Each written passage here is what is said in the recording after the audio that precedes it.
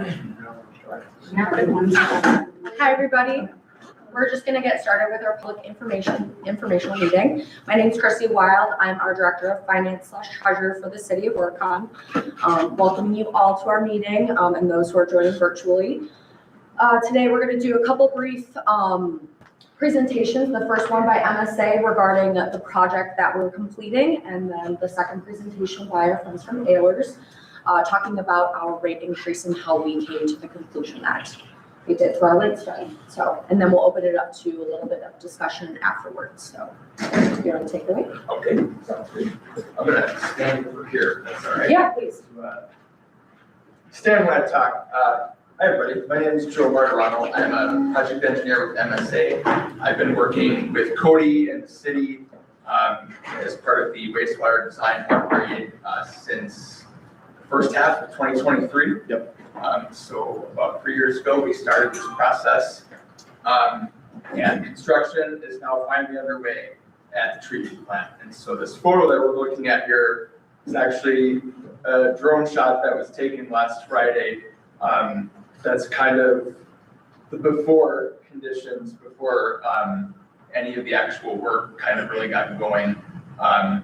As of today, this structure is gone, and they're starting to do some work on this building too, and there will be some more excavation that begins in the coming weeks. But what I want to talk to you about is the purpose of all this, why the city has to invest a lot of money in maintaining this treatment facility, and then obviously get into what the financial impact of all that is for the residential users.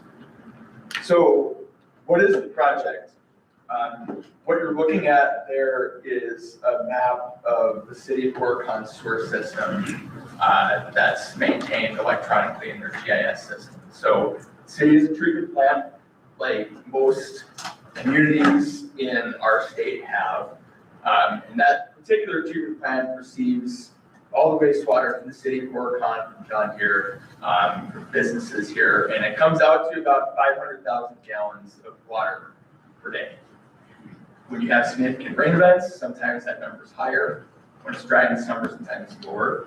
But all the water that goes into the pipes in the ground ends up in the rock river. So the purpose of the treatment plant is to clean that water so that water in the rock river is good for the environment, safe for people to do recreational activities and that kind of stuff. So again, this is kind of what the city's plant is. Just to give like a five-second overview of how this all works, there's two big pipes in the ground that bring all the flow from the city in to about the spot where my red dot is. And then all the water first goes into this building. It gets screened and then transferred to this channel over here where there's some more treatment that happens. And then there's this big oval-shaped structure here called an oxidation ditch, where there's big motors that rotate and basically inject air into the water. And the short version of wastewater treatment is that when you give bacteria oxygen, they can eat things that are bad for the environment. And so that's what's happening in here. It's really good. Then all of that bacteria gets separated from the water in these two structures called clarifiers. And then it'll go through this final structure here where it's seasonally disinfected. And then all the water then goes through a pipe and comes out into the rock river about there. So everything that makes that work has a lot of stuff behind it. There's buildings, there's control panels, there's lighting, there's big pipes, there's pumps, blowers. Millions of dollars of infrastructure make the wastewater plant work, okay? So the project that we're doing is basically a construction upgrade to the city's wastewater facility that replaces infrastructure that's outdated and gives you new processes to comply with new regulations. So this document here on the left side, this is called the WPDS permit. the city has one of these. It's issued every 5 years. They have to reapply for it every 5 years. That spells out basically how clean your water has to be when it goes in to the Rock River. If a limit changes, which in the city's case it did, they're given a timeline in which they can identify what they're going to do about that limit. In this case, doing an upgrade is what they had to do. So we made construction plans. I'll talk more about this a bit later, but those were bid out last fall, and now obviously construction started. And so what we're doing on the project is building a few new structures. We're replacing water treatment equipment that we consider is critical. We're doing a lot of utility upgrades and doing things that are required to meet water code standards. So why is this project necessary? Typically, treatment plants get upgraded every 20 years. Unfortunately, the city's last major upgrade was in the 1980s. So there was a few projects here and there, but you essentially got twice the life out of your last treatment plant that you're supposed to, which is awesome.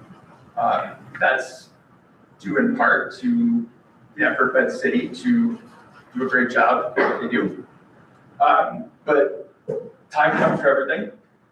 So there's some things that need to be addressed to fix that. So just to look at some pictures here. This is a real photo from the plant. I think there's water that seeps in normally through that. So the purpose of the funnel there is basically to catch that and take it to a drain. But that's all live electrical. So that's just an example, kind of an extreme one. But there's things like that need to be addressed. These things in the corner here, we call these motor control centers. That's just electrical infrastructure that, there's 20 new versions of this since that was published or produced. So those parts aren't made anymore. If that fails, there could be major problems that the city can't respond to in a timely fashion, right? So the upgrade's addressing things like that. So just a couple high-level notes here. So this is kind of an idea of what's getting removed. So the red is all the driveways. So basically all the asphalt that's in the site is going to get tore up during construction. And it's kind of hard to see with the lighting, but the blue are some buildings that are going away. So I mentioned this one here is already basically gone. The others will come down a little bit later on in the project. But then the yellow are the structures that we're going to build. And I'm not going to talk in detail about what each of these do, because that would take too long. But I will say that about a quarter of the project cost is part of this building here, which is meant to address regulations, I'll say. So it's upgrading their phosphorus treatment and also switching from a chlorine-based disinfection system, which uses chemicals, to an ultraviolet light disinfection process, which is just lamps that are submerged in water. So for what it's worth, I will say that the water that this facility will be discharging, or should be discharging, should be some of the cleanest, I would say, in the state, based on the level of the filtration that you're going to have, and then also disinfection. So should be good. So how will the project be paid for? So the city is going to use this thing called the Clean Water Fund program to fund this project. I'm not an expert in what the Clean Water Fund offers, but basically the EPA gives Wisconsin a certain amount of money to which we can use for clean water. For us, it's wastewater related projects. So treatment plant upgrades, lift stations, stuff like that. So the city applied for that, and there's a lot of money available for infrastructure projects right now. So the city basically is working on finalizing the loan for that. And this project, like I mentioned, was bid in November of 2025. So we submitted everything to the regulatory agencies in September of last year. That was then approved, and then we bid the project. So here's the information about the bid.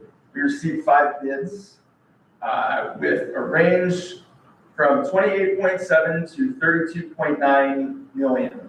And then the low bidder, their name, I've always worried to pronounce their name wrong. It's Hosinger. Yeah, Hosinger. Yeah. It's one of the two. Yeah, J.H. Hosinger from Menominee Falls is the low bidder, and we've gotten to know them a little bit. They seem like they're hopefully going to be a really good contractor to work with. Just to comment on the bidding, I think the city did well with the bidding. I think there was a lot of conditions there that worked out well, and so I'm just voicing, happiness for how that played out, I guess.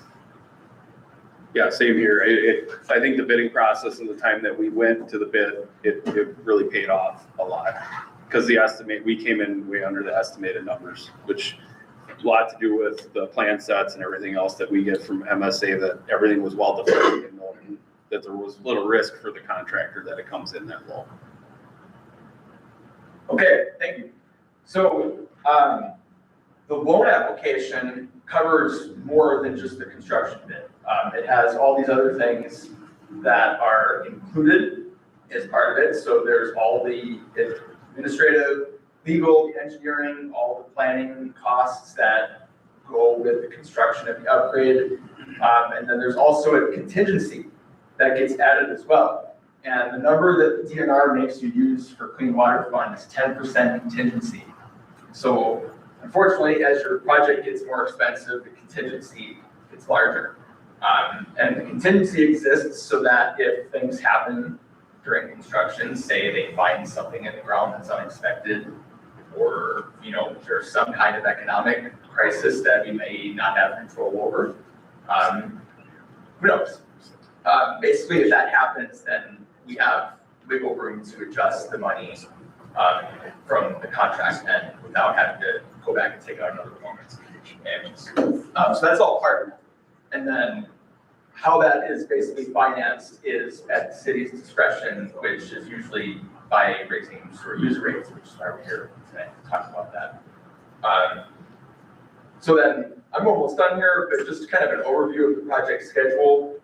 As I mentioned, we've been working with the city since 2023 on this effort. Here's where we are now. Next year, there's going to be 2 major construction milestones, but this project is going to be ongoing for the majority of the next 2.5 years.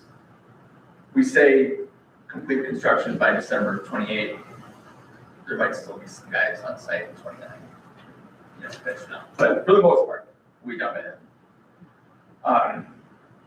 Yeah, and I'm happy to answer any questions now or whenever is the right time tonight. But be happy to.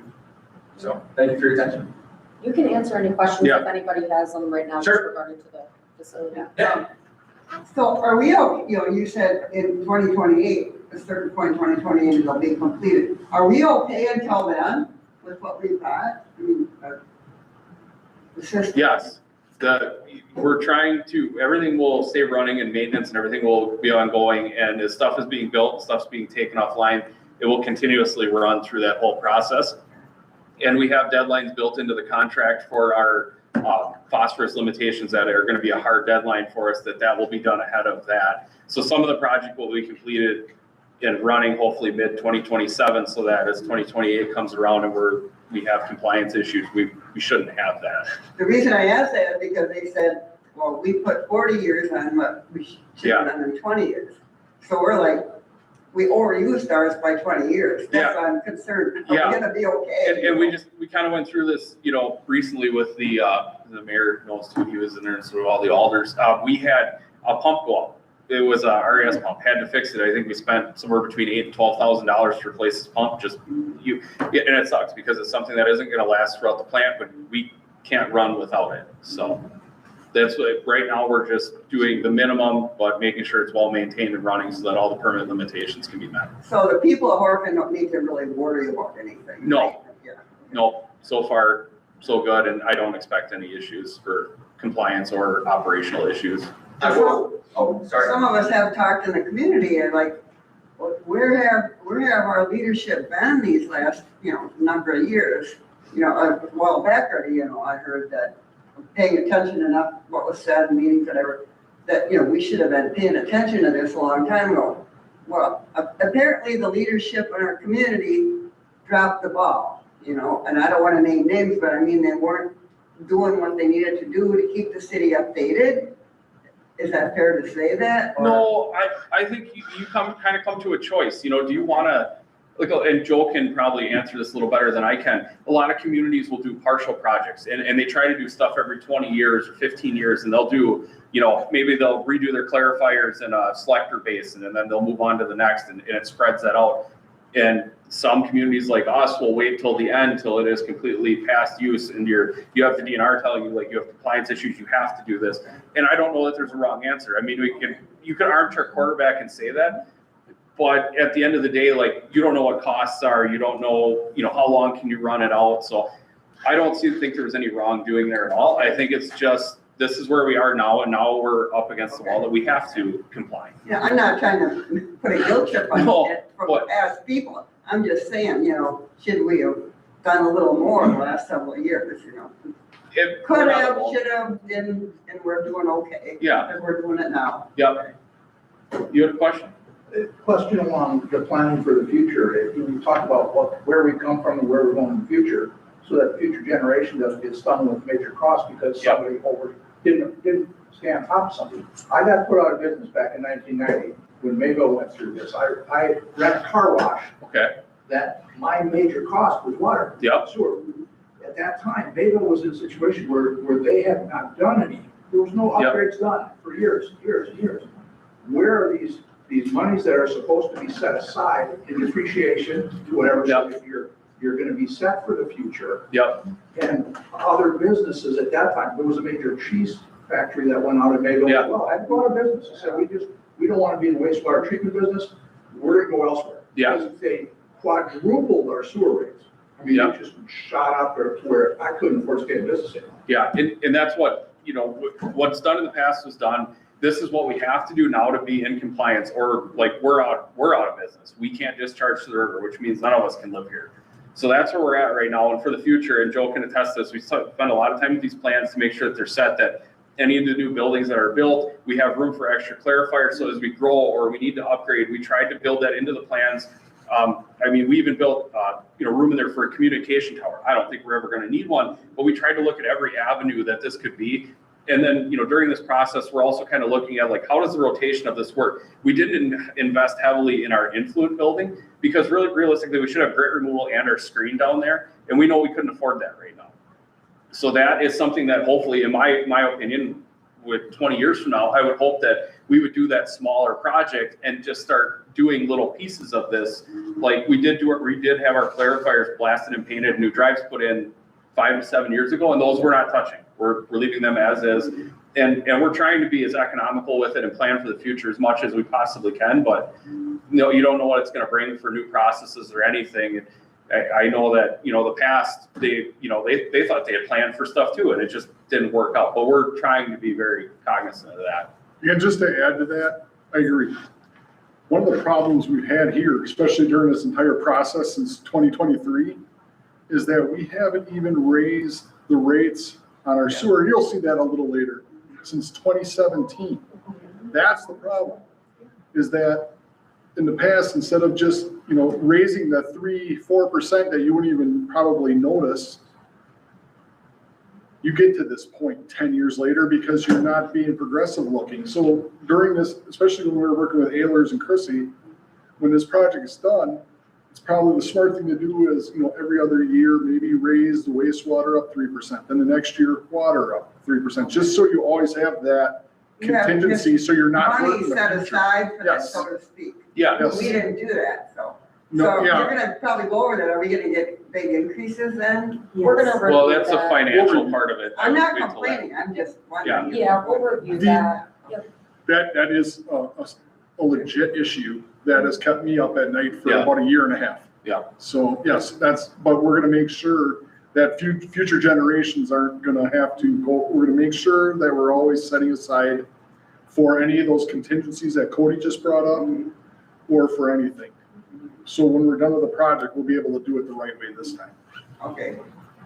I have a question for you. You have contingencies in your budgets for costs of For- materials and yes. everything? Because I guarantee you that you're gonna see them going up. Yes, we have If I was a contingencies. program manager for a sheet metal Yep. company, and I'm glad I'm retired So- right now. so there's All some- of our costs were yeah. going like crazy, so you better be prepared for that, because they are Yep. going down. No, we do have contingencies built in for cost inflation, and then we're also contractually obligated to them, so they have to meet certain dollar amounts. So a lot of the major equipment and parts and pieces to this, and that was kind of the haste in some of this, is already bid out, and we've got an accepted bid, and the stuff is already being produced and built for us, so the prices are not going to US change. companies or? Yes, this is a BABA project, so it's, It's not a bad. or not project. BABA, They do require. American Iron and Steel. So anything that's not like specialized equipment, so like pipes, general hardware, that has to all be American made.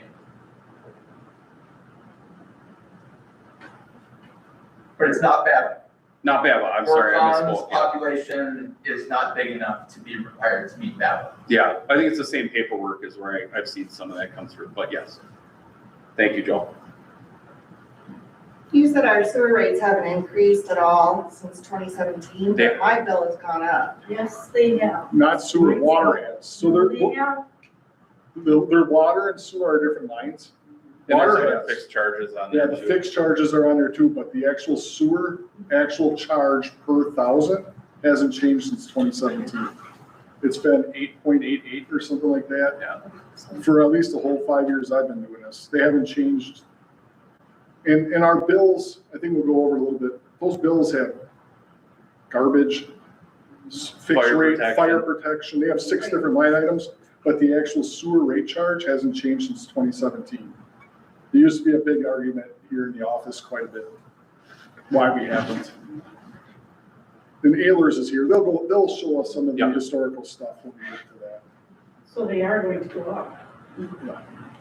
When this is done, or next year, or this year, or this year. When council votes on it.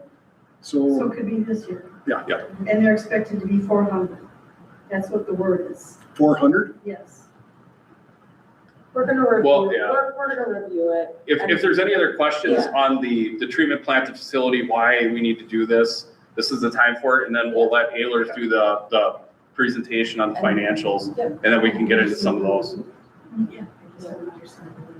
How often do those codes get updated that you have to change something to comply with that? Normally, it's, well, like Joe said, it's a 5-year permit cycle, so every 5 years we could get hit with something else. We've been on what's called an MDV for an entire permit cycle and into the next one, and they told us up front that that would be a 10-year-ish maximum thing. And what the MDV does is technically we are not meeting our permit limits right now, but we can pay the state X amount of dollars for every pound that we discharge above that, so that we're in compliance. But that's going away. They will no longer allow us to have that because that's supposed to be your amount of time to identify the problem and figure out how you're going to become into compliance. So it could change every 5 years. We're the first year into this new permit cycle, so. Typically, if there's gonna be a change to anything in this document, the timeline is weird. Like, Yeah. depending on who you talk to, they'll say you have, like, you're currently required to meet this limit, but you have like a variance from it. Yeah. If they tell you you have to do something from that point to when, like, you actually have to be doing it, it's probably gonna be like 10 years. Yeah. And right now, there's nothing else that we know of right now. This plant, as far as we can tell at this point in time, will last indefinitely, but we all know change happens. Does the system include testing of discharge water going into the river? Yeah, we currently do that. This permit actually outlines that with what kind of testing we have to do. It's a gamut of testing. We test every single week to every single day. It depends on the test. Some are annual tests. Even the sludge that leaves here, everything is tested now and will be in the future. Generally, the testing restrictions get more strict as time goes on. This permit is public. Yeah. It's public. If you search for the permit number, I can, you can't read it here, but like, if you just Google that, like, this will come up right away. And you can look at it and see, what kind of limits the city is required to meet. You'll see the compliance schedule that's in there and all that stuff, so. Is this state of Wisconsin or is this federal? State of Wisconsin. State of Wisconsin. Yeah. So DNR is involved in setting these standards. Oh, yeah. Yeah. Yes, that document is I think it's approved by the EPA, but like the management of it is like handled by the state. And they vary from city to city. So our rates are gonna be different than Mayville's, or different than Juneau's. And ours aren't ours the most stringent? We have very strict phosphorus policy, or Yeah. strict phosphorus limits. That's something that I really can't give you a good answer on, is why different communities have different limits. That's how the DNR determines that, but like you just said, like Mayville has different phosphorus limits than Horicon has. So Horicon has a different treatment system to meet those limits than Mayville does. So, I mean, that was a question that I think was asked at one point. Yep. But yes, every permit's different, every treatment plant is different. There's no two that are exactly the same. Sure there are, but there's probably not. The other thing I was gonna say too, just something that you were saying, the treatment plant, while we're gonna do all this construction and change a lot of this continues to operate. Yep. All the time. So there's no point during construction where all of a sudden There's no water. there's polluted water entering the river. Yeah. Or the water stops. There are points where we have to, it gets intense for like an hour or two. And you have to- Yeah. There won't be a time when we can't flush our toilets or anything like that. No, We'll let you know. Hopefully. no, you will still have the same service you have now. This is just a compliance upgrade mostly. Compliance and flow and phosphorus, and there's a lot of things in there. And then, safety, there's a lot of different things wrapped into this, but it's something we have to do.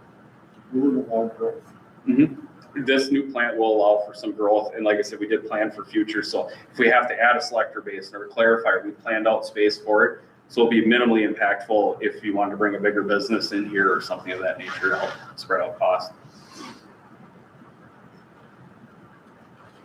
Yeah, I agree with that. Yeah. Any other treatment plant questions?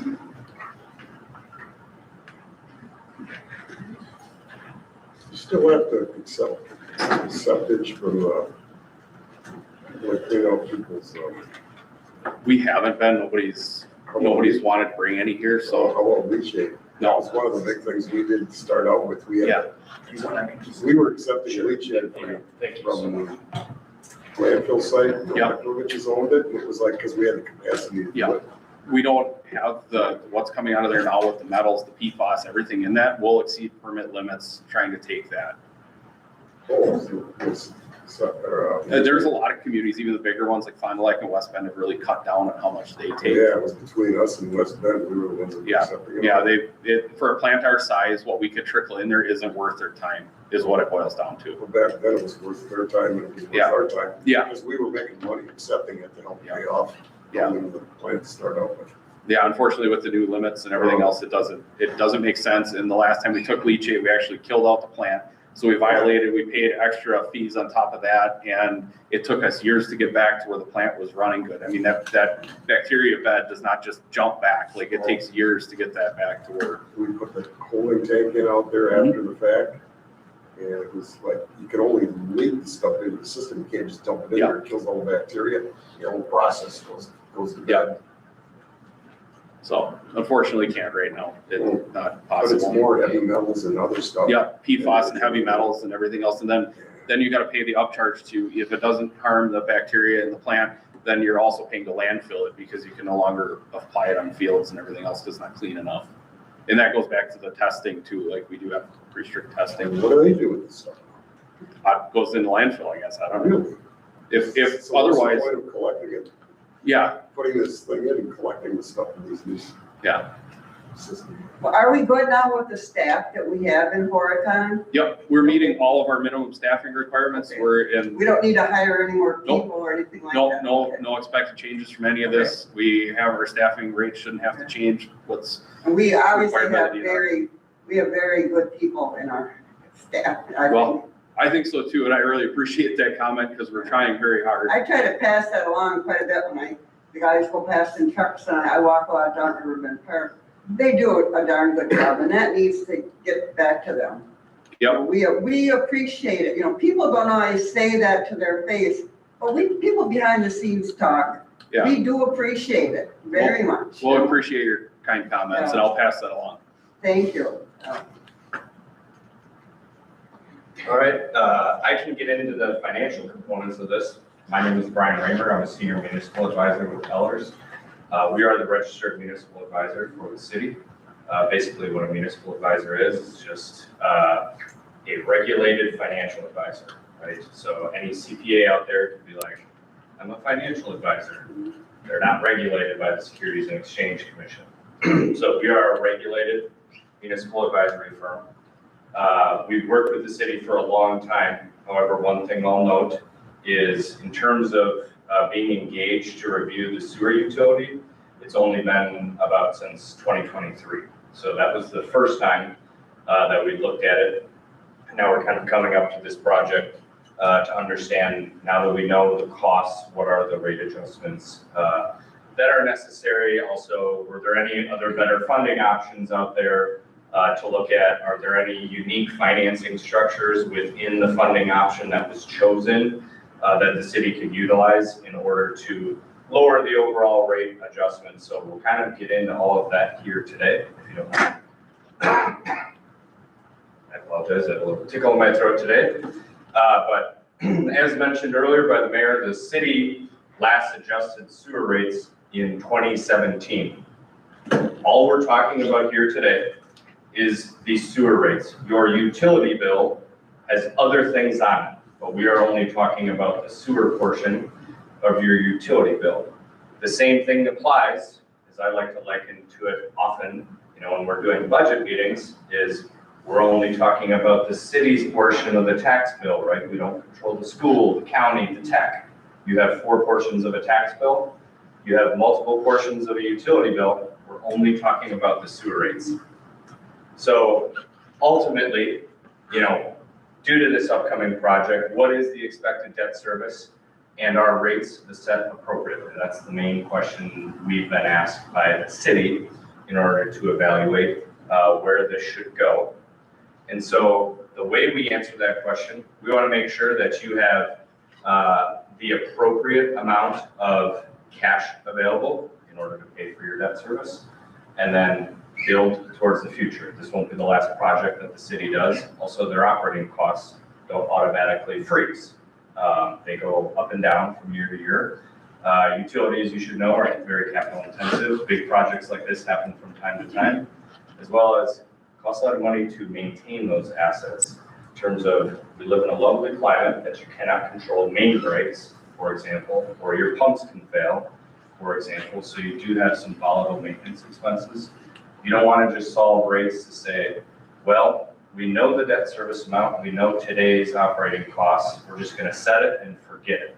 That is not the goal here. We want to be able to build fiscally sustainable rates for the sewer utility and meet several financial benchmarks in order to meet that sustainability. So what we do is a 10-year long-range cash flow analysis that looks into the future, as well as a 5-year look back. So we did first complete this in 2023, and now we've revisited it in late 2025, leading here to today.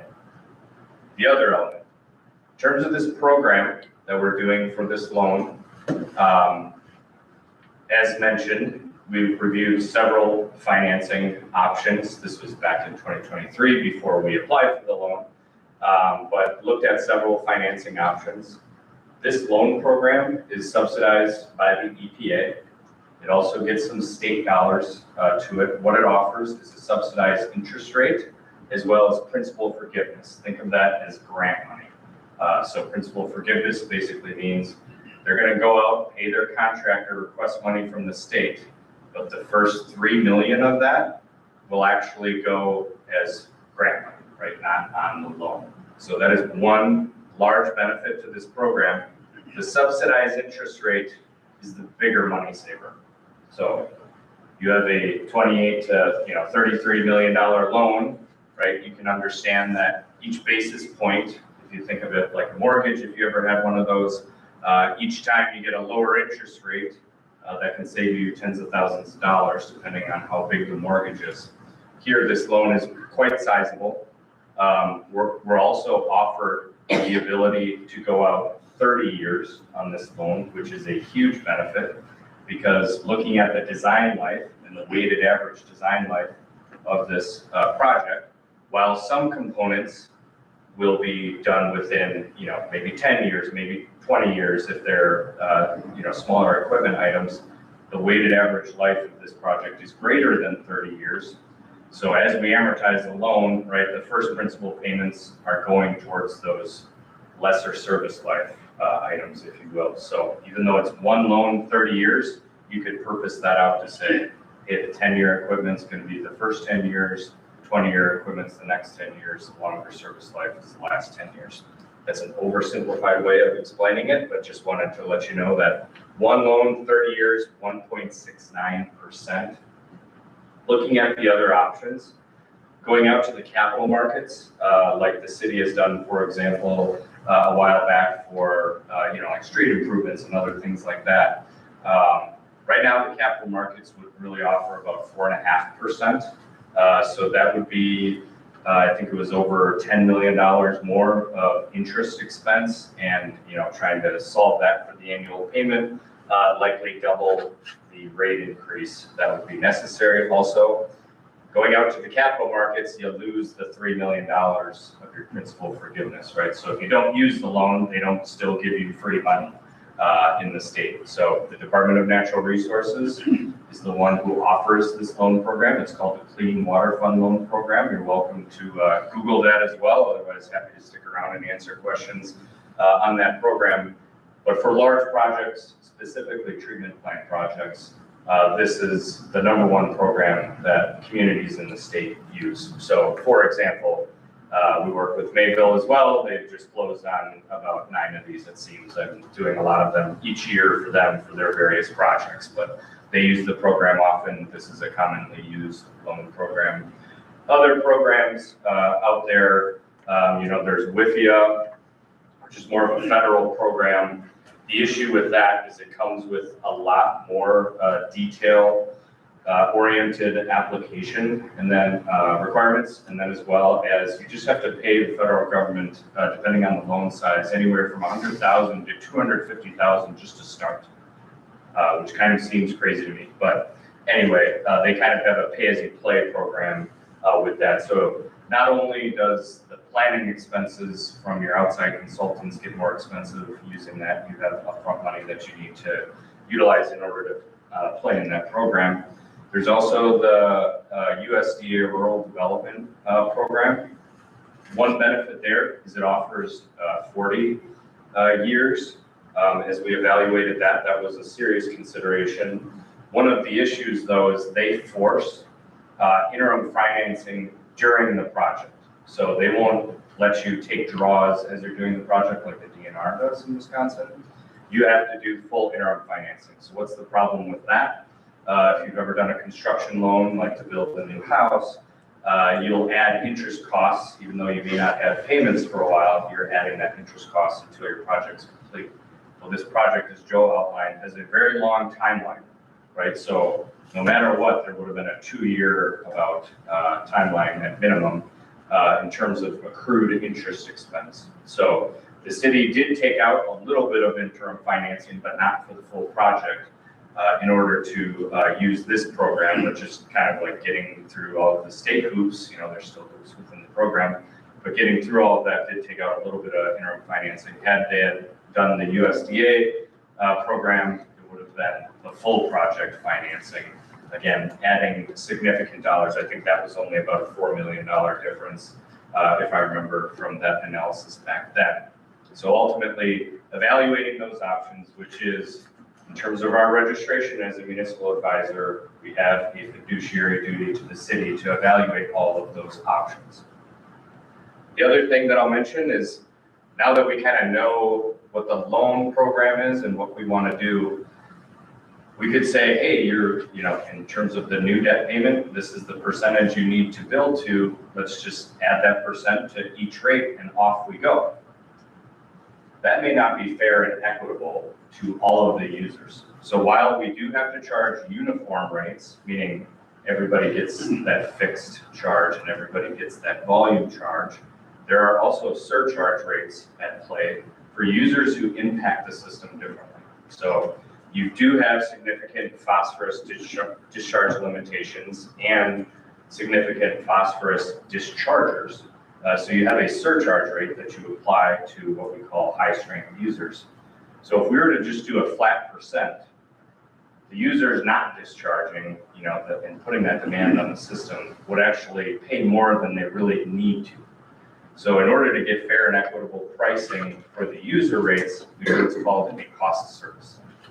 So we're going to try to simplify all of this work, the cash flow analysis and the cost of service study, in a few slides, but I just kind of wanted to lay out that groundwork. So I was going to click it, and also that doesn't work. So how do we look at how much revenue we should generate from user rates? There are two generally accepted ways to calculate this, and what we call, to answer that question, how much revenue should we generate from user rates? We call that a revenue requirement, okay? So that's down there. Two generally accepted ways in the United States. This is derived from the American Water Works Association. They have their rate-making Bible out there. That's their M1 manual. You're welcome to purchase that for $175 if you'd like. From their organization, way too busy. It's about a 300-page document, but they will explain how rates are defined. And I'm going to kind of walk through the two ways that you can derive a revenue requirement, hoping to explain to derive how we landed on the user rate adjustment necessary here. Two ways, cash basis is the first way. This one I often liken to a personal budget. You have your day-to-day expenses in terms of gas and groceries, right?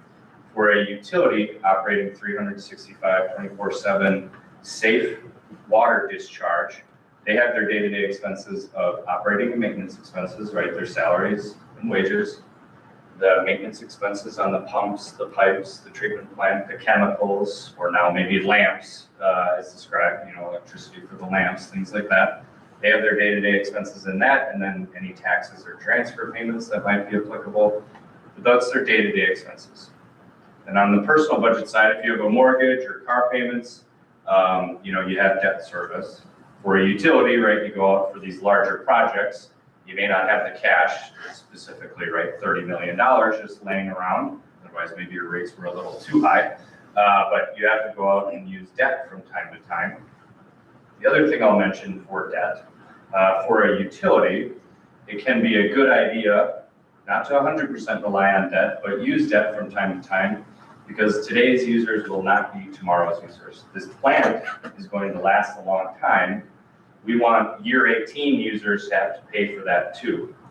The way I liken that is, when we're talking about street projects or things like that, if my grandparents pass away and they jack the sewer rates to pay for all of that, why did they have to pay all of that expense? We can spread this out and kind of create what we call generational equity. I think one of you in the back mentioned that, is that all of the users should pay for that over time. So debt service in this case, for an asset that will last a long time, makes sense to use some debt, but you would have to, factor that into the equation. The last one is, we don't want to just solve for zero cash flow after our day-to-day expenses and debt service, primarily because, one, we have unknown in terms of volatile maintenance expenses. It can be hard to predict main breaks. If anybody can do that in the room, please share your secret with all the utilities in Wisconsin. It can be hard to predict when we have those volatile maintenance expenses, and as well as we don't want to 100% rely on that, right? We got to go grab 10 meters from our supplier. We don't want to have to go to the bank and get another, $10,000 loan each time we need to do that. We do want some cash on hand to not only handle volatility, but to be able to pay for some of the smaller, maybe less life service assets there. So that last one's kind of like the extra cash flow that we want. What the user rate manual will call that is capital funded from rates. Personal budget, right? You don't just want a zero cash flow. You want some extra dollars put away for the kids fund or put away for a trip, etc. Here, there's a lot less fun things going on in the utility though.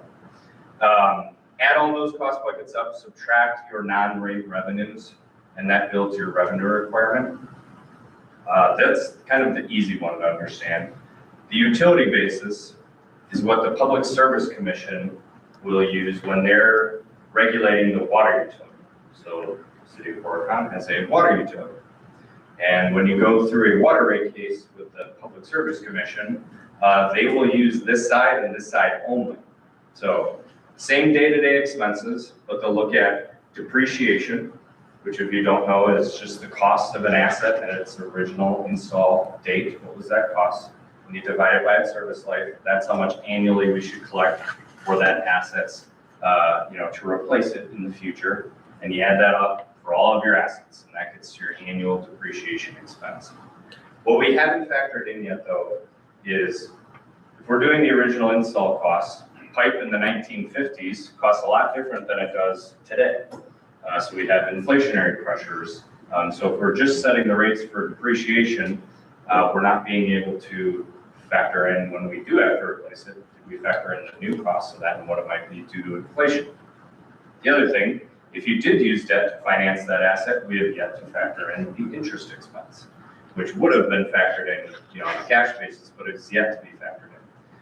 So what the PSC and those that choose to use the utility basis will do is say, you need to earn a certain percent on the value of your system.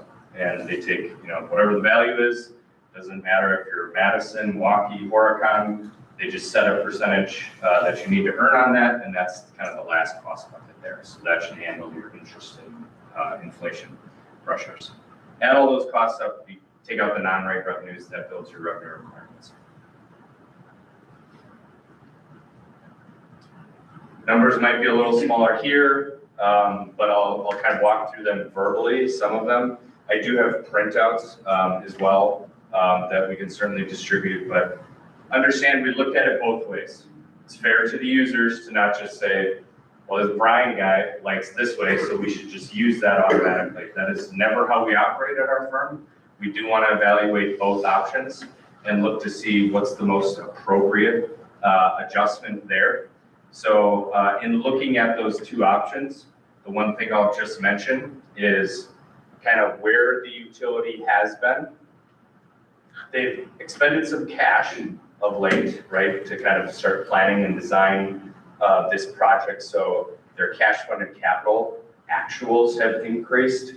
So it does make the where have we been in 24 and 25 look a little worse, but right, that's all kind of part of the project.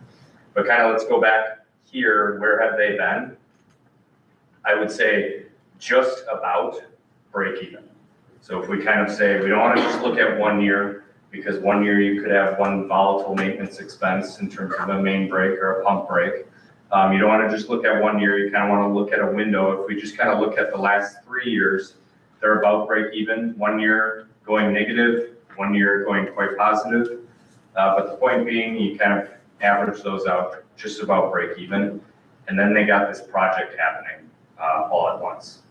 So there, now we're starting to go from $200,000 of debt service to $1.4 million of debt service, right? This is a 30-year, about $33 million loan at 1.69%, comes to about 1.4 million of debt service.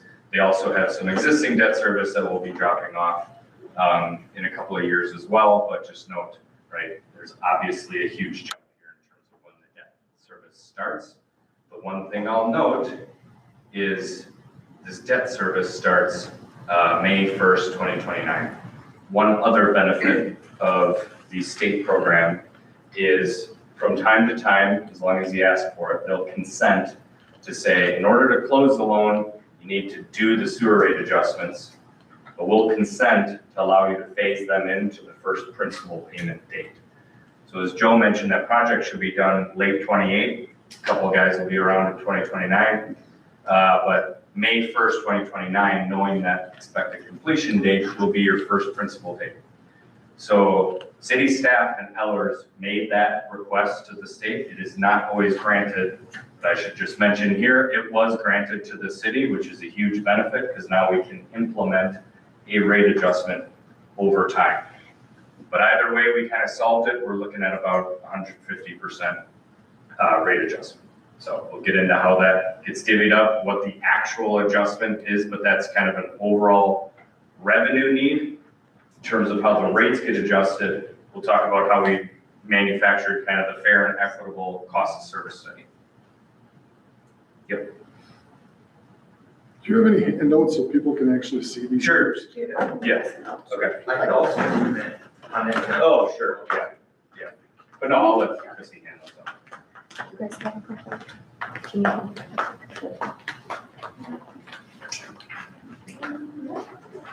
Thank you. Oh, perfect.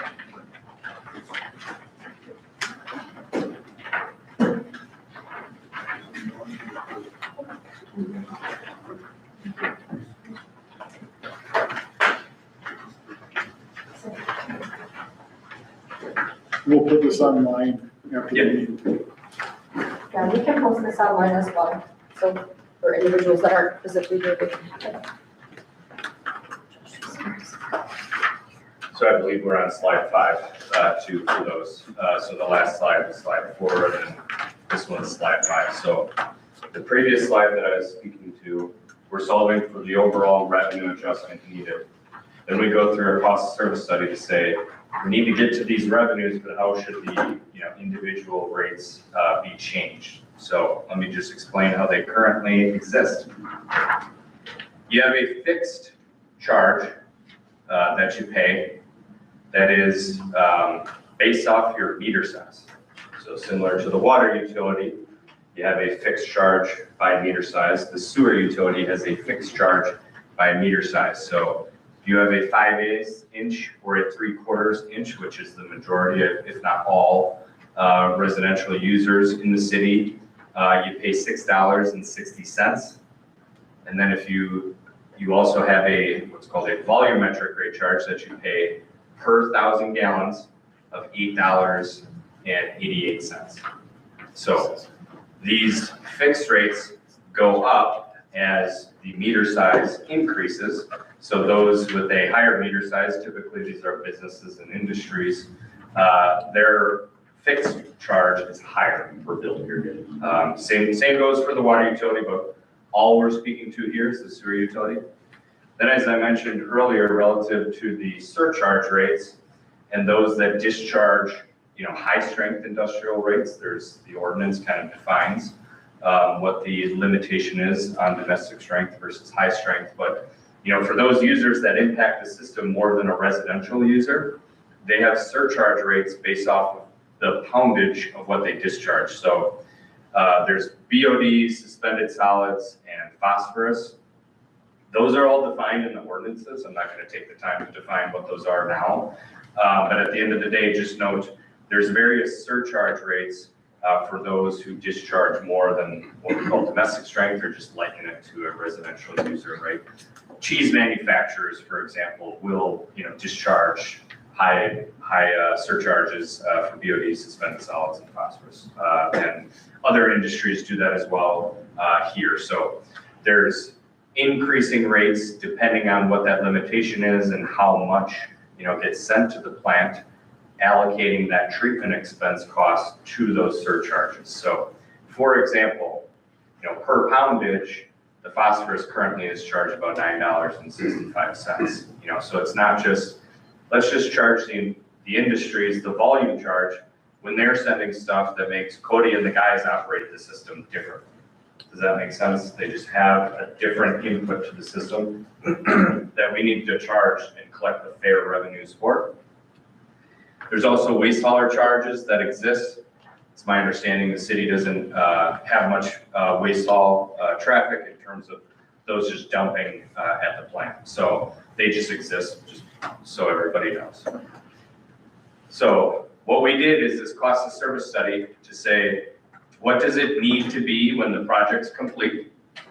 And knowing that the DNR is allowing, or DNR and actually the DOA combined, the state is allowing us to phase this in.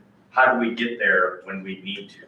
So we need to do a final adjustment before May 1st, 2029. So kind of in speaking with city staff, the proposed plan is to do a rate adjustment in 2026 2027, 2028, and 2029 in order to get to where we need to go.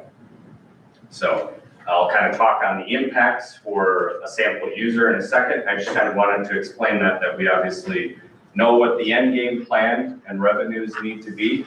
That's true of all charges.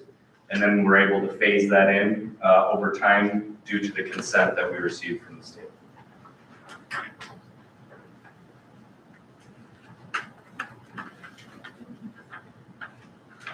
So, thank you. In looking at adjusting this over time, we're looking at a current bill, it's a monthly sewer bill, sewer only. I understand the utility bill has other things on it. We're only talking about the sewer bill portion. Somebody using 3,000 gallons a month with a 5/8 inch or 3/4 inch meter, they get a $6.60 fixed charge. And then based off that 3,000 gallons, they get charged $8.88 per thousand. So times the 888 by 3, add the 660, you get your monthly bill of $33.24, again, just for sewer.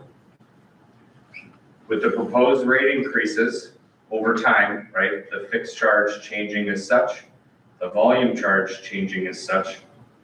Another thing we did with this as well is to say, kind of trying to level out that impact as much as possible over those years. That'll be about a $12.18 change per month, you know, for the next 4 years. So, you know, overall, $48 and, you know, let's call it 60 cents, 80 cents, I should say, change over the 4 years, but kind of doing these $12 increases per month, you know, for the next 4 years. It doesn't change every month, it just changes once, you know, a year, but that should increase the bill for somebody using 3,000 gallons per month by $12.18 relative to the previous year. If you're asking, well, what does it cost for somebody if I use 5,000 gallons per month? I'll just say, you just take this general service charge, that's gonna be kind of flat for everybody regardless of usage amount, but then this you're multiplying by 5 instead of 3. So if you happen to use more or less, you know, if you know what your usage generally is, you can just multiply, you know, divide it by 1,000 and then multiply that by the volume rate. The 3,000 gallons was used because we looked at the last 3 years of the residential usage, the commercial usage, the industrial usage, the public authority usage, you know, by customer class. The residential class, on average, per customer account, uses 3,000 gallons per month. It's actually slightly under that. It was 2,997 or 4. I can't remember off the top of my head what the first place was, but 2,900 was kind of the average. So we chose kind of an even 3,000. You use less, it'll slightly impact you less. If you use more, like my daughters, you know, it'll impact you a little bit more. So just kind of understand that, you know, there is a volumetric component to this. This $12 is not true for everybody. It's based off of your usage. The fixed charge is the same for most residential customers. I think there's only one that doesn't have a 5/8 or 3/4 inch meter, but most residential customers are all gonna have this same fixed charge, but it'll depend on how much you use. No different than the water charges. The PSC, the regulated authority, does the same kind of charging in terms of volumetric rate and fixed rate. Did it change? Oh, there we go. So some frequently asked questions that we get when we do public information sessions. I've said this before, but you know, does this affect the water portion of the bill? I'll re-answer it, no. The other thing is, what is kind of the overall 4-year change? You know, obviously that was showing the incremental steps each year, but kind of overall, what is the change? And so this is slide 7. If you're looking on the pages, we've isolated it by customer class, and And then we did show some samples of, right, that average 3,000 gallons, and then somebody using 2,250 gallons a month, somebody using 4,500 gallons a month, what that looks like. And then as well as the multifamily class, commercial class, industrial class, and public authority. This is showing 2029, right? Yeah, this is a 4-year change. So Yep, this is what it's going. end game 2029, yep. So remember, we said the overall revenue adjustment needed was 155%. The cost of service study for the residential class, we came up with the residential class overall change is 146%. So when I said at the beginning, we don't want to just say, what are the revenues needed? Let's just shoot everybody that same charge of 100. Let's do all the sewer charges just to 155%. That isn't fair and equitable, and this kind of proves it. Those that use more on the volume side need to pay a little more. You can kind of see that in terms of the variance there. Those that have a higher meter size and kind of, it's implied they have an impact to the system then, higher than 5/8 or 3/4 inch, they should have a higher charge, a higher fixed charge, and that's no different than how it works today. The other thing, which I actually don't think I get into because it doesn't really affect many in the room, but the surcharge rates are going up much higher. So we do have the full cost of service study that we provided the city, but just understand the surcharge rate, as Joe mentioned, 25% of just one portion of the project was all phosphorus related. We needed to allocate those costs appropriately. So the surcharge rate for phosphorus, if I'm not mistaken, is going up by almost 400%, not 155%. The reason for that is when we get all these phosphorus regulations, those who cause the phosphorus regulations need to pay for the phosphorus regulations. So those surcharge rates are changing a little bit more. The BODs and suspended solids going up about 270%, if I'm not mistaken, there. But just so you know, that's kind of what we're doing. We're saying we need an overall of 155%, but there needs to be fairness and it needs to be equitable across all customer classes. For example, residential is only going up 146%. Some of the other classes, just fixed in volume, are going up higher, and then the surcharge rates are going up even higher. A lot of that is due to, the aspect of the project just being highly tied to those phosphorus discharge and items. Another often asked question, what do surrounding communities pay for sewer? Again, sewer only, not factoring in anybody else's water bill, I'm not factoring in the city's water bill, garbage fees, dog licenses, nothing else. This is just sewer. So what we're looking at here is we grabbed a couple of the other communities in the area. We looked at where Horicon currently sits, and what you would be on a quarterly basis. Just know I took everybody, I multiplied, monthly billers by 3 to make it a quarterly, because some people do quarterly billing in the surrounding areas, so I just made it quarterly. But they're kind of, where do we sit on a quarterly basis with the surrounding communities? And then where will we sit in 4 years from now, 2029? I did not adjust anybody else's rates, because while we work for these other communities, we don't know, if they will actually, implement plans we've provided for them. We're only doing what resolutions have been passed, and then the resolution that will be before Horicon's council to adopt these rates in order to get the loan, in order to get the grants, and in order to get that subsidized interest rate. Again, if the rates don't adjust, this program walks away. So that's an important point as well. The city would have to reapply, take out additional interim financing to finance the construction that's already ongoing, and reapply for this program if they don't do the rate adjustments. So we are lucky that the state did say it's okay to phase these in, but yes, it's a big project. It's over tripling the overall value of the system, to just kind of make numbers quite simple. in terms of $33 million plant when we only had about a $15 million total assets currently. So we just had a big jump, right, in terms of the project relative to the system size. The last thing I'll mention on these other communities is not all utilities are created equal.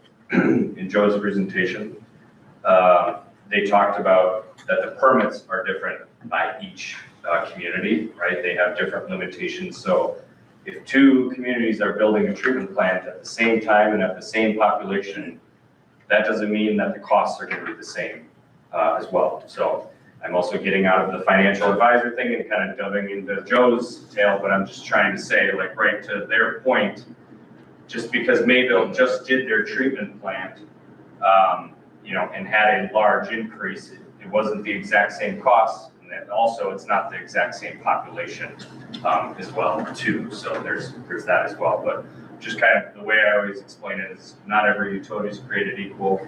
That can be true not only for treatment costs, but pumping costs as well, right? You have different topography and other factors like that. But that said, obviously this is a large increase. By year 4, this is not 2026, this is 2029, you will jump some of those communities.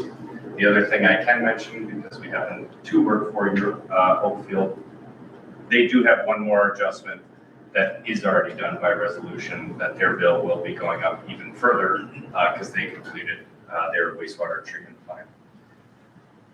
One of the last things I'll mention is there's contingency built into this loan, and it is a draw loan. We are required to adopt the 4-year resolution now.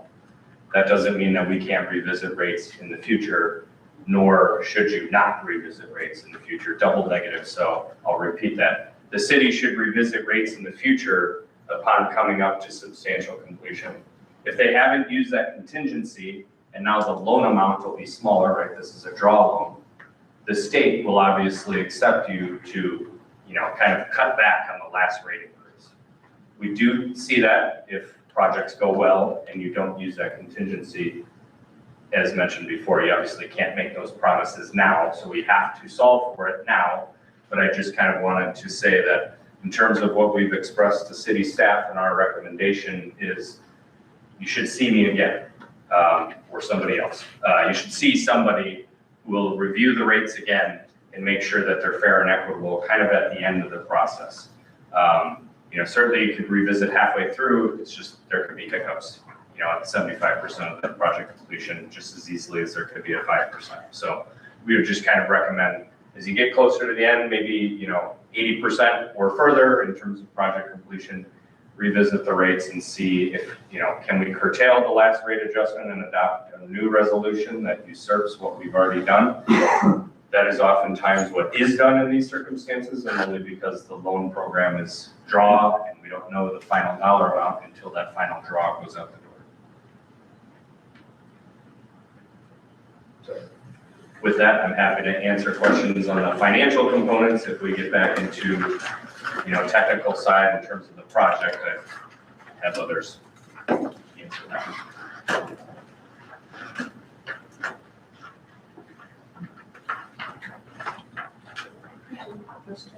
Abby Shevitz is my name. Are we thinking of going to a quarterly, or are we going to be staying on a monthly? And, you know, what is the delinquent rate of the city of Horicon on these sewer bills? And will that ultimately fall back on the people that are paying the rates? So we're gonna stay on a month-to-month billing. We have not talked about going to quarterly. I don't think we have any plans to go over to a quarterly billing system. And to your second portion of your question, do you mind repeating it again? It was what percent of the Horicon population is delinquent on their sewer bill? I can help with this one. So the delinquent bills, we do monthly disconnects. There's a couple months out of the year that we don't do disconnects. So if you don't pay your bill monthly, I don't remember what the length of time is. We send notices, everything else, and we'll disconnect the water. And if it isn't paid by a certain point in the year, it will go on the tax roll. So we do recoup the money, so it's not getting passed off to anyone else as a delinquency. Okay. Thank you. The question in regards to what the city is doing to make sure, since we're we're basing a sewer rate on water flow through a meter, are we doing things to make sure we don't have other volumes entering the system through means other than metered water? In other words, are we processing more sewage than what the meters say we're flowing?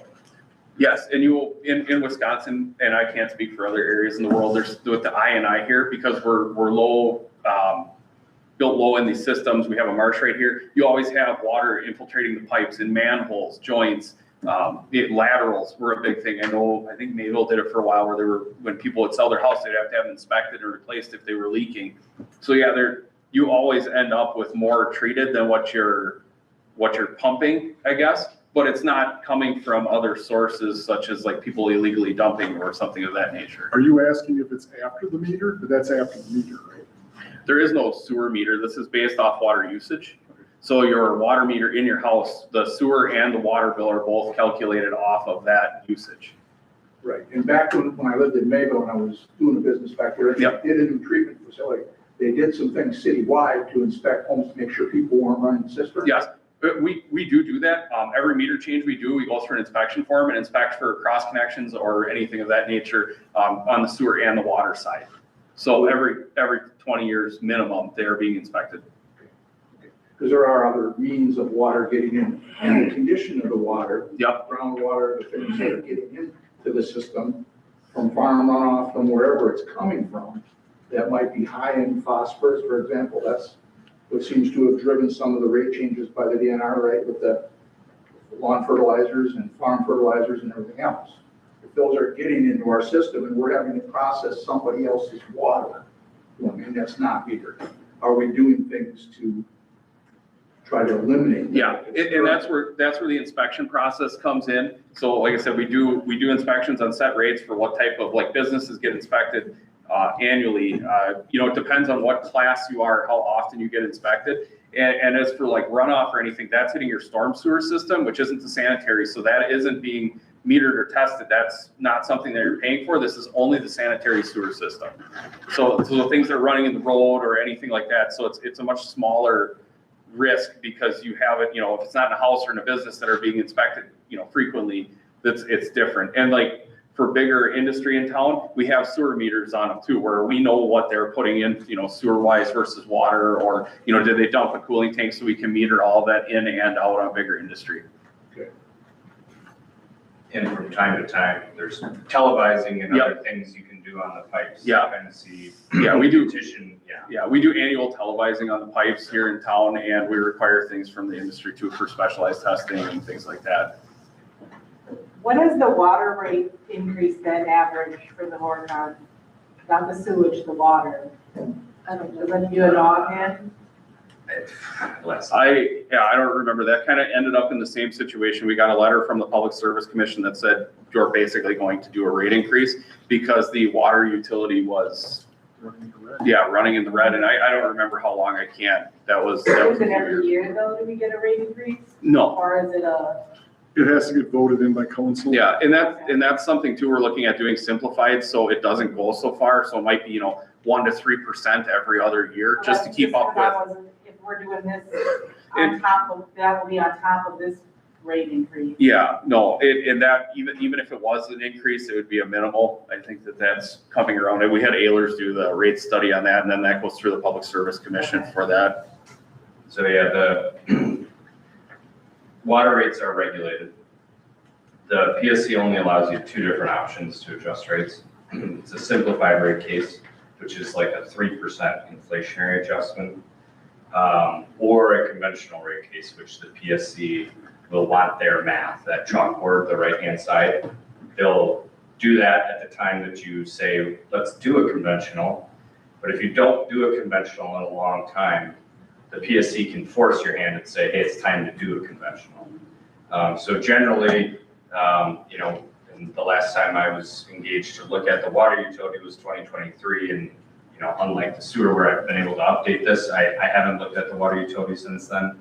But just note, we did provide a 10-year plan recommendation at that time. What the city's done with it, I have to let the city answer those questions, but I know we've been talking about updating that as well. So.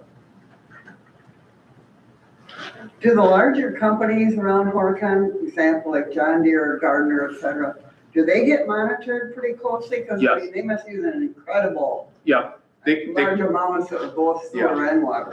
so the bigger industry in town, John Deere is like one of the bigger ones. They have 3 samplers on their sewer lines, so we pull out of different lift stations and, pipes throughout their system, and they're also metered, and that's where the fixed charge or the volume charges for the industrial for phosphorus and everything, that gets increased significantly more. That's where like the 400% increase was coming, and that way we can check them for toxicity, how much BOD, suspended solids, so that gets run at least 3 times a week on all of their. So they're not allowed to like, well, I heard this years ago, that John Deere would make deals with the city, and what, maybe it was more related to taxes, but, you know, make deals with the city, hey, we don't wanna pay quite that much, but we'll stay here in your area, you know, keep our plant here if you do this and this. And they're not allowed to do anything like that. Not that I'm aware of on the rates, maybe I guess I'm not aware of anything. It's happened, not here, not to my knowledge, but if you have an industrial service agreement in a project that's pretty linked to a single user's discharge, some of those companies will say, we'll actually pay the principal to you up front, so you have a lower loan, and then we're charged less, right? But everybody would be charged less. So it's not like that's a deal that just benefits them, it actually benefits the whole system. That could be something that happened back in the day. I don't know if that's happened, but I'm just letting you know that does happen. If you have a, treatment plant project that's tied to, a user that is a big portion of the reason that the project's happening, we'll see an industrial service agreement where they'll say, we'll pay $1 million towards this and also commit to being here for the life of the loan. So that has happened. I don't know if it's happened here. Was there an investigation into any federal funding from the infrastructure bill as far as availability for projects like this to reduce funds? The state is getting allocated quite a bit of money for projects like this. I know Milwaukee's replacing a lot of lead pipes using money from the federal government. Yeah, and that's in the drinking water side, so this is a little different than that.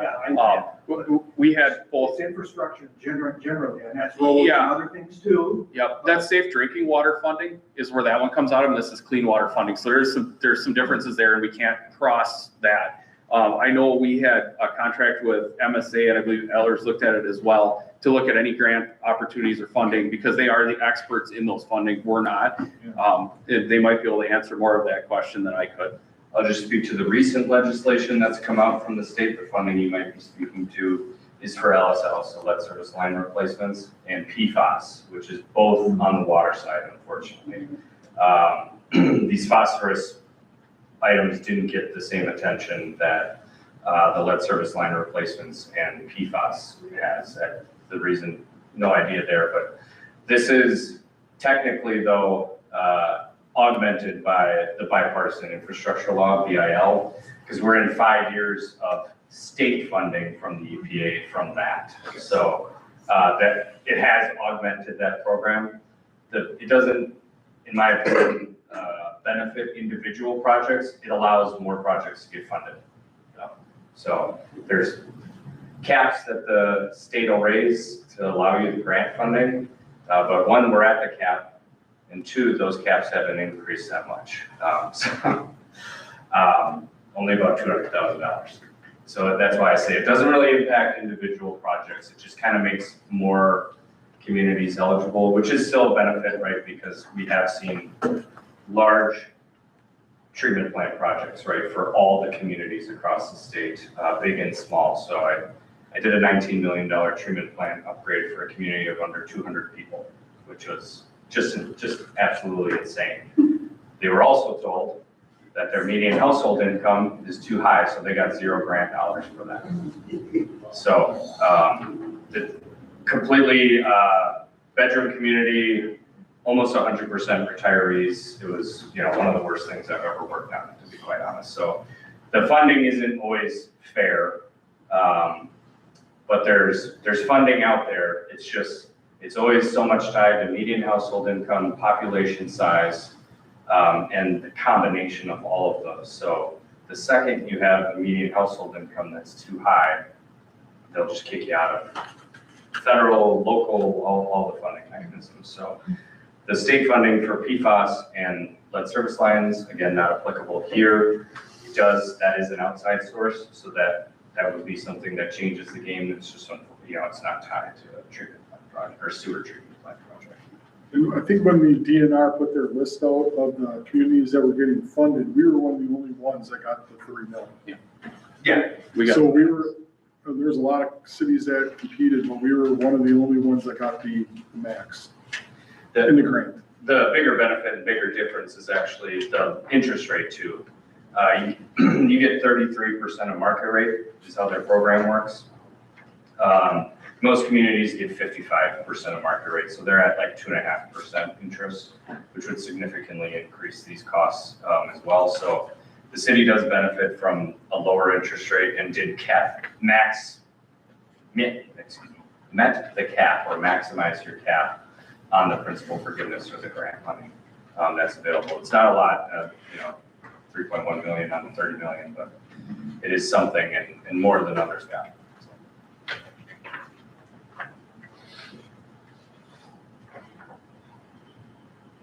Any other questions? I'd just like to have, we do have 4 of the older people here today, so they'll be able to even answer more questions. We also have our city hall staff in the back, along with Chrissy up front. And, we anticipate there being a lot of questions. The council's gonna be, voting on this, but please talk to your elder people, or, Cody and Chrissy are gonna be the experts on it. But anybody that works for the utility department has a pretty good idea on this project, and all of them have been involved since the very beginning. And Are we expecting any other increases while this project is going on to our water sewer bills? I don't think so. Well, we do have to investigate, I think, our water rates, but I mean, we'd obviously try to be as transparent about that as possible if we do a rate study, but at this time, we're pretty focused on our wastewater.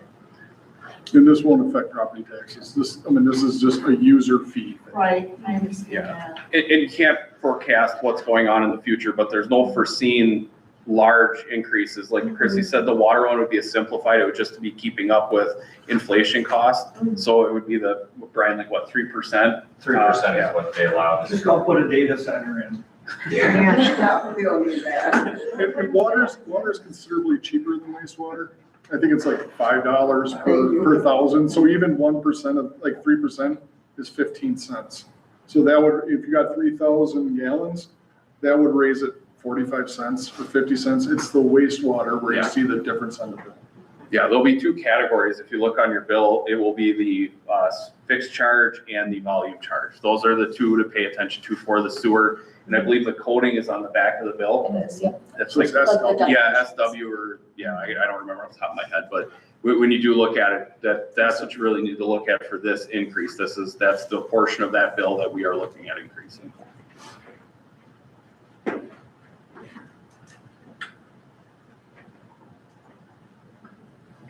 We do plan on, I believe, staying here for a few more minutes, so if anybody has any questions that they'd like to ask. We'll stay here till 6. Yeah, so if anybody has any individual questions that they didn't feel comfortable voicing, please just come to us and we can hang around and answer some of those questions.